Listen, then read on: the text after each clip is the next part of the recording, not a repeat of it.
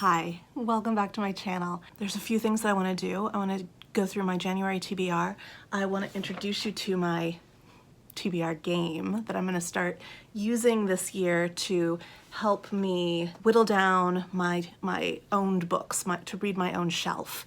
But I've also got other books stack that I need to read because of buddy reads and reading challenge commitments and book groups and things like that. So I want to show you all of those things. I want to play my first round of Reading My Shelf Jenga. And I want to first, though, talk a little bit about that guy back there, the Christmas tree.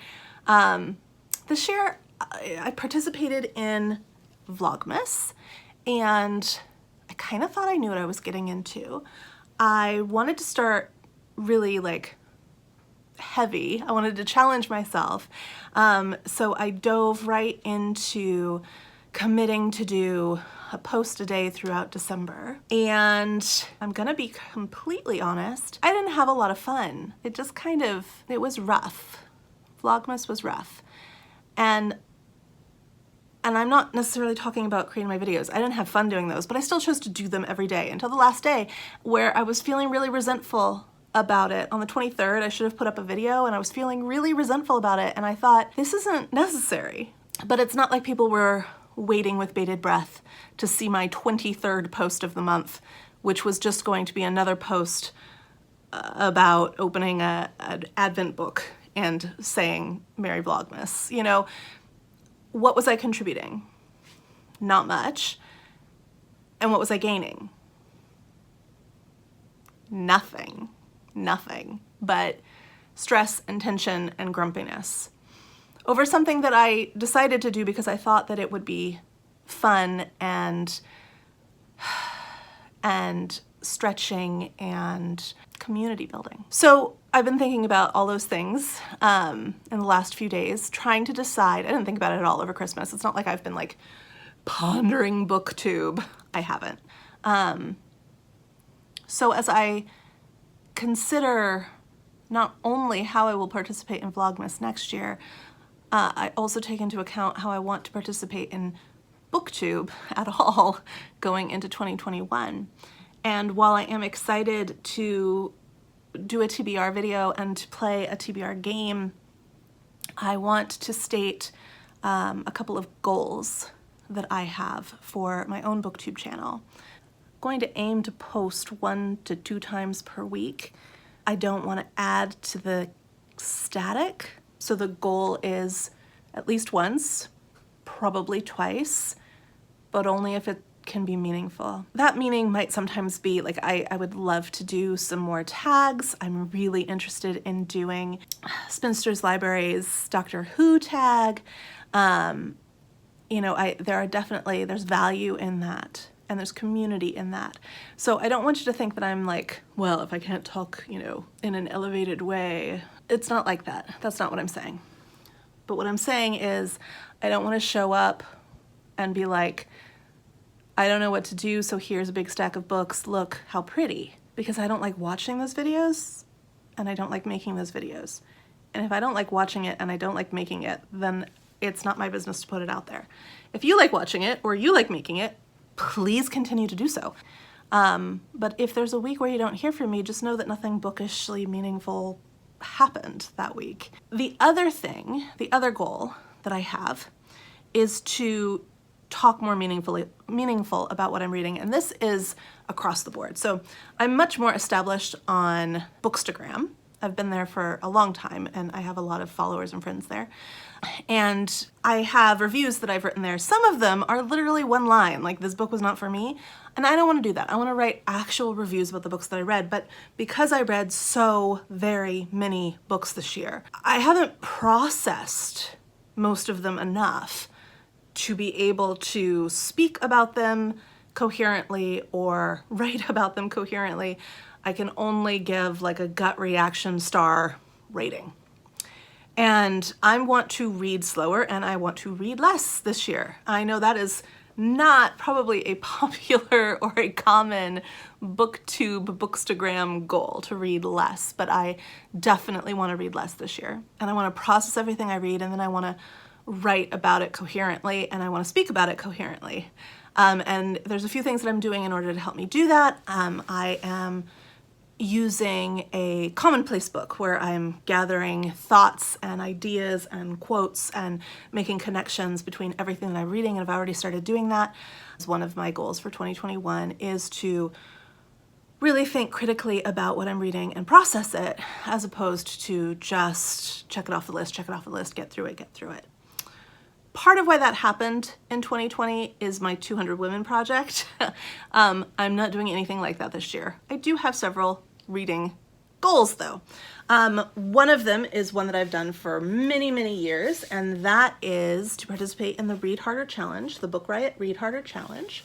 I enjoy doing this every year, and I run a small private group of friends over on Facebook where we all know somebody in the group. We're all friends of friends. Many of us have been together for for 5 years now. And so I'm going to continue to do that. I'm going to do 2 prompts a week. There are 24 prompts every year, and I'm going to do not 2 prompts a week, 2 prompts a month. My first prompts for the year are to read a book about anti-racism. There was this one that has come out, Uncomfortable Conversations with a Black Man by Emmanuel Acho. I actually have already read this one. I finished it yesterday. I couldn't wait. And it was phenomenal, and I will talk about it later. If you really want to know what I think about it, you can go to my Goodreads account, or you can go to my Instagram and you can see what I thought about it. This is an excellent book. Mr. Emmanuel Acho, I don't know, he was an NFL player. I probably should know how to say his last name, but I don't. Also had a YouTube series of the same name over the summer where he spoke with himself, but also with celebrities, such as Chip and Joanna Gaines, people like that, about questions, uncomfortable questions, that they had as white people for Black people. And it was a phenomenal web series. And when I saw that he had a book coming out, I pre-ordered it, it arrived, and I read it immediately. So I can already recommend this, but this is one of the books that was on my TBR, and it is checked off. The second book that I'm going to read this month for the Read Harder Challenge is the book that intimidates me, and I've mentioned this before. This is The Luminaries by Eleanor Catton, and I think that it doesn't, it's quite a hefty book. It has 832 pages. I don't think it's the length that intimidates me. I think it's the fact that I've picked it up multiple times and not read it that intimidates me. This book takes place in New Zealand, and that's pretty much all I needed to know. It's a 1830s New Zealand historical fiction, and I knew that I would love it. Have you ever had that book that you knew that you would love, so you don't read it because you know you're gonna love it? Like, it's a bizarre phenomena, but I know I'm not the only one that it happens to. This is that for me. I've gotten it from the library multiple times and just not read it, read other things. And so I recently purchased this because it was very inexpensive, and swore that I would read it this year. And so in January, I'm going to read it. Full of other hefty books on my TBR here already, and I'm about to play a game that's going to give me even more. I'm also going to be doing a buddy read over the whole year of the Barsetshire Chronicles by Anthony Trollope. I've never read anything by Anthony Trollope. I love Victorian literature, but I've never read Trollope. I don't know why. But I'm going to start here. I'm going to start with The Warden. Yes, there is already a couple of bookmarks in here, but I think that's just so I don't lose my bookmarks. I have not started reading this yet. We will read one book every 2 months in the series, and that will take us through the year. So I have this, and I already have a copy of the Barchester Chronicles, which is the second in the series. I don't even really know what they're about. I haven't read the back of the book. I only know I love Victorian literature, and I saw there was a buddy read happening, so I jumped on. I'm gonna do another buddy read of Anna Karenina. This one is only gonna take us 2 months. So it's broken down into 8 parts. We'll read 2 parts or 1 part a week. Every 2 weeks we will discuss. And I'm really excited about this. I have listened to Anna Karenina in the past, so I am familiar with the story. I mean, I got it on DVD from a library. Not DVD, but a CD from the library. So it would have been a very long time ago. I did enjoy it, and the story did stick with me. And I actually read bits and pieces of this on a trip I was on overseas when I was in college. But it wasn't the right book for me at that time. But parts of it stuck with me, which is what brought me to it years later to listen to it. I did enjoy the story, but I really want to read it. So I'm excited to read it. I have many, like, in real life friends that have joined the Buddy Read as well. So I have a lovely collection of new Instagram friends, Bookstagram friends, old Bookstagram friends, and old in real life friends, and we'll all be reading this together in January and February, and that makes me really happy. But in January and February, I have to read the first section, so that's from this, like what's in between here to here. So that's like a book in and of itself. And then I am joining a group of people who are going to be reading all of the 15 major works of Dickens, published works of Dickens, over the course of the year, as well as some of his short stories during the Christmas season, and The Mystery of Edwin Drood, which is that 15th one. It's not complete, but it would have been complete had he survived to see the end of the book. And so because they're starting, of course, with Pickwick, we're reading them in chronological publication order. And because I just read Pickwick for the first time in October for Victober, I am not going to start with Pickwick. Originally I was planning on it, but I'm not going to. I am going to start with Oliver Twist. So this means that I will be a little bit ahead of people in my group, but that's okay. I'm feeling fine about that. So I will be reading Oliver Twist in January. I have never read Oliver Twist. I have, of course, seen that old musical, you know, Please Sir, may I have some more? We're all very familiar with that, even if we've never seen the movie, I'm sure.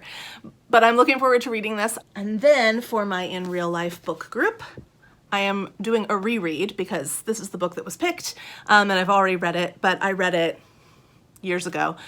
So I'm doing a reread of The Song of Achilles, and I started it again yesterday, and I'm already on chapter 8. It is what I remember it as being.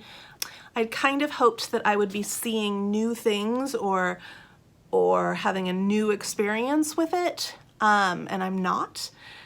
Except that I feel a greater heaviness and sadness knowing what's to come, which is kind of tinging all of the book. So, of course, it's based on mythology and you kind of know what's to come anyway, but the unfolding of the story is so beautiful, and Madeline Miller is such a whiz with words and imagery that you kind of, the first time reading this book, I got really kind of like engrossed and caught up in the story and the writing, and this time it's kind of like I'm reading it like this. So it's still beautiful, it's still engrossing, it's still a very quick read for me. I still appreciate Madeline Miller's writing, but I'm not feeling like I'm getting anything new out of it, and maybe that's my own apprehension. That might be me. Oh, Lisa, if you're watching, it came off. I'll try to put it back on. It's my favorite part. Okay, so now, without further ado, the Jenga game. So here's the deal with the Jenga game. I have all these books, plus another bookshelf over there, plus 2 more bookshelves in my bedroom, plus a stack of books going up to the ceiling on top of those 2 bookshelves in my bedroom. I have a lot of books, and I want to read them. And I want to not only read them, but I want to read them and dispose of the books that I no longer want to keep. So here is the plan. I have purchased a Jenga game, and on some, but not all of them, I have written a genre. There are things in here like fiction, YA, magazine, memoir, short story, nonfiction, true crime. There's all these things.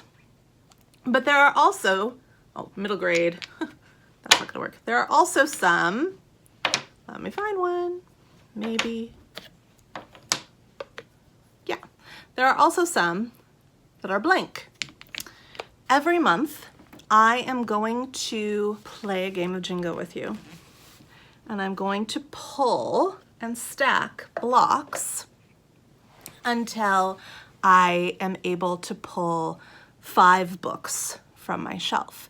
They don't have to be books that I've never read. They just have to be books that I already own, because some books I want to reread. And then at the end of the month, after I've read these 5 books that I pull, I will decide if I'm going to keep them or pass them on. If I rate it less than 3 stars on Goodreads, it's gonna be an automatic get rid of it. I might decide to pass on books that are 3 or 4 stars. If it's a 5-star, it's an automatic, I get to keep this book. I am choosing to keep this book. So I am really looking forward to whittling down my own bookshelves, and I'm really looking forward to playing this game every month. The reason that I decided to do the game is because every year I say I'm going to reread my books and I'm going to get rid of books, but then I get so overwhelmed by the amount of books I have that I don't know what to choose, so I just buy new books. So I want to play the game to help me make choices. And so without further ado, here is Jenga. Normal Jenga rules. If I pull one that has, like, for example, this one at the top says mass market paperback. So if I pull one that says mass market paperback on it, and I can place it safely and nothing falls over, I then need to decide, am I going to go and pick a mass market paperback to read this month, or do I really not feel it and I'm gonna pass and take my chances?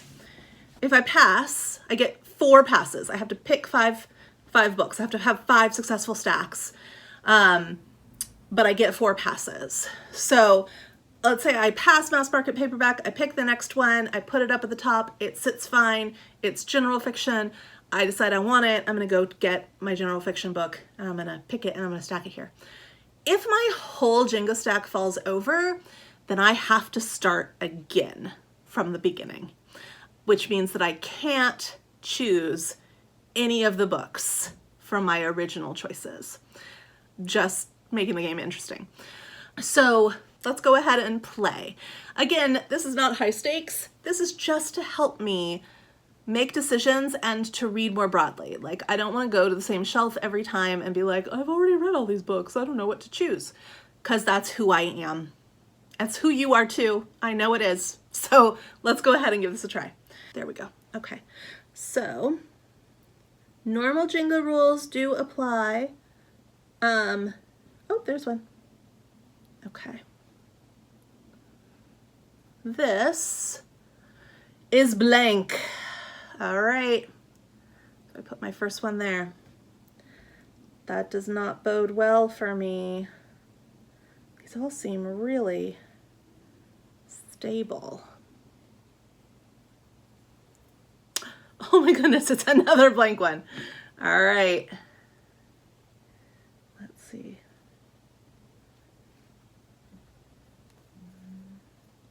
Three blank ones in a row. I promise you, many of these have writing on them. Here we go. Classic. Am I feeling a classic? Am I feeling a classic? Yes. Yes, I'm feeling a classic. Let me see if I can place this. This is my first choice, a classic, and that is A Woman's Walks. So there's my first one, and I haven't used any passes yet. So let's see.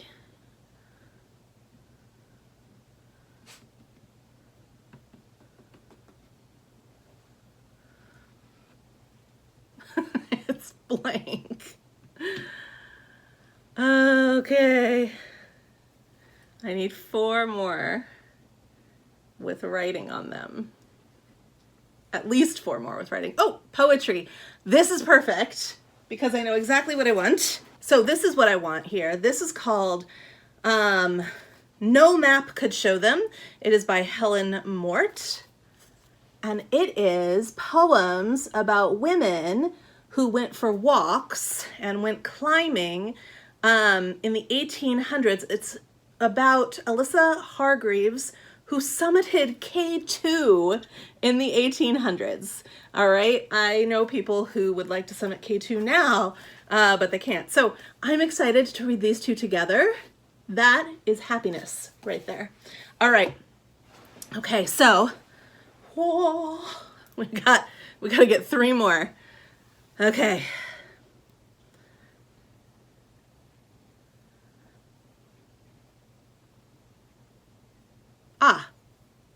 All right, this is about creativity.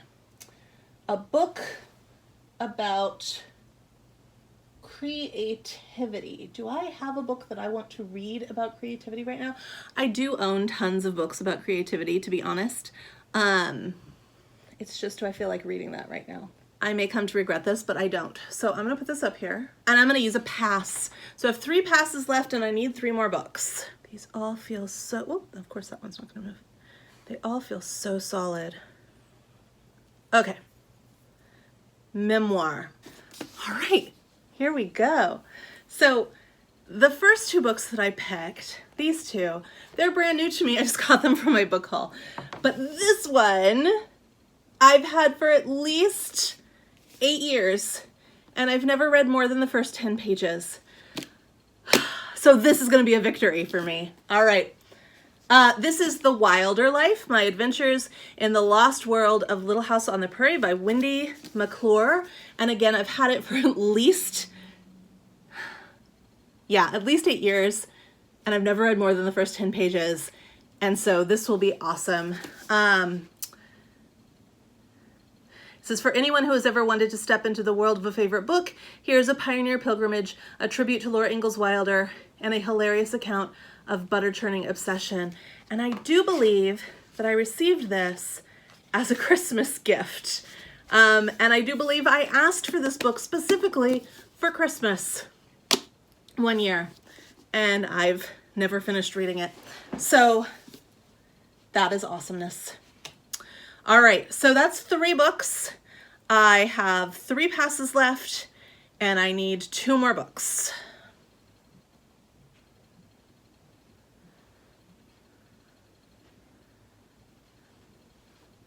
Fiction.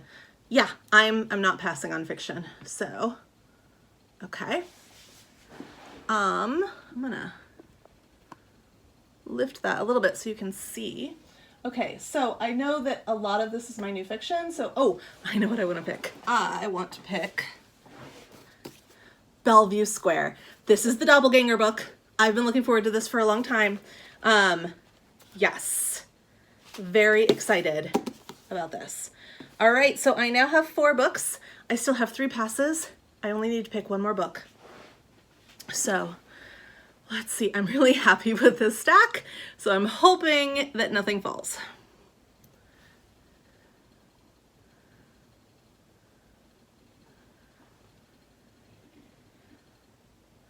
It is blank.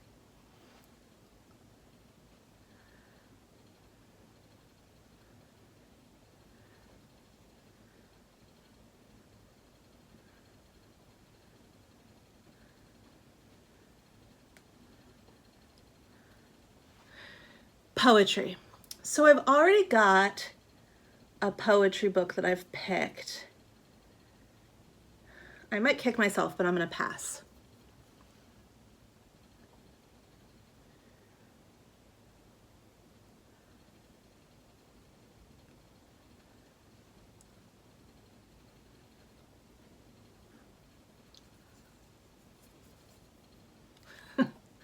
a romance. I don't know. Let's see. Do I have a romance? Do I want to read a romance? No, I really don't. I mean, I have them, but I don't really want to read one. So I'm gonna, oh my goodness. Okay. So I'm gonna pass. I only have one pass left and I need one more book. And it's getting harder and harder to pull these safely.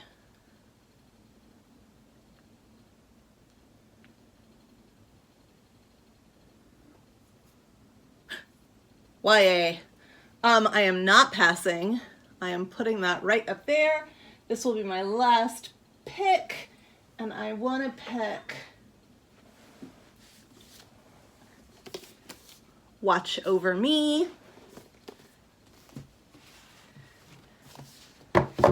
And there you have it. All right, so let's...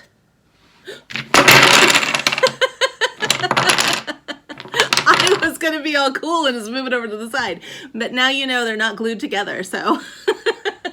All right, so I completed my Read My Shelf Jenga game for the month. This does not mean that these are the only books I can read, but I am now reading 1, 2, 3, 4, 5, 6, 7, 8, 9, 10, 11 books. And remember, my goal is to read fewer books. Now, in 2020, 11 books would have been like a week and a weekend's worth of reading.